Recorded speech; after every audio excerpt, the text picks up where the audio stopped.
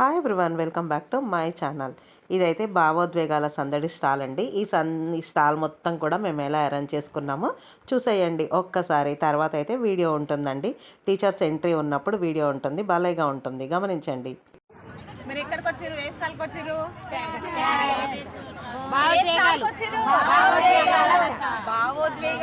సందడి సందడే సందడి సందడే సందడి కదా.